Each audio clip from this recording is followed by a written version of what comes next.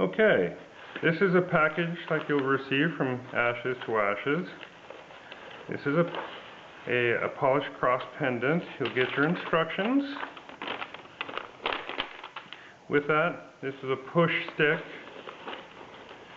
This is a simple clothespin. It's made of wood.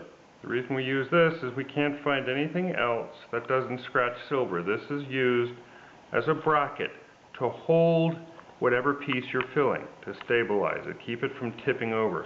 This is just a polishing cloth that comes with.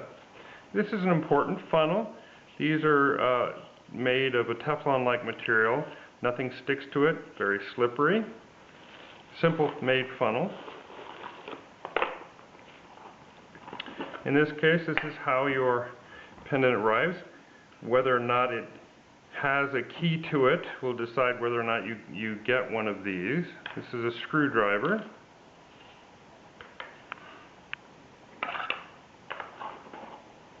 We're just going to open this up and see what we got here. This is one of the polished crosses that we have.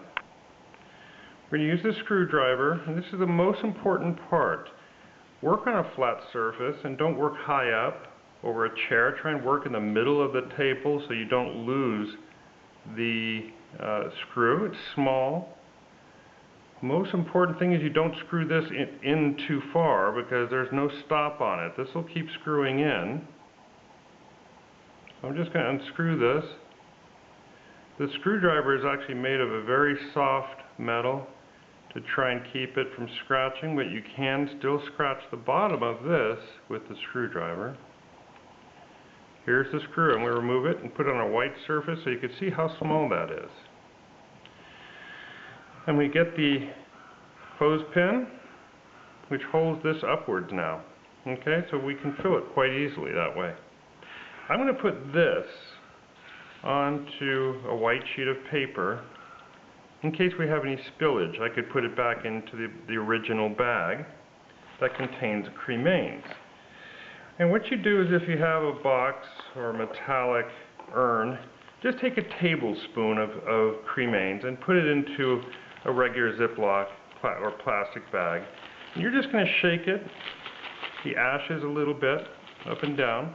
And this is what you're doing is you're allowing for the finer particles to get to the bottom. The more you shake it, the more the larger particles are going to be on top. And now we're left with the finer particles underneath.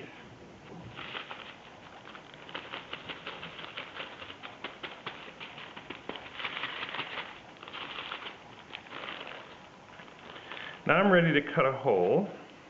I'm just going to get the finer ash away from the tip a little bit. I'm going to cut a very small tip off of this. Okay. Then we're prepared to load. We have the funnel, put the funnel in place. Now you don't have to fill this up all the way. You don't have to fill this up all the way. You're just filling it up partially. You're not going to fill it up. If you fill it all the way, you won't be able to get the screw back in.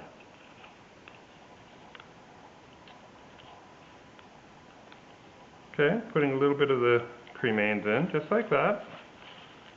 That probably would be too much. This is the push stick, and all you do is stir this around.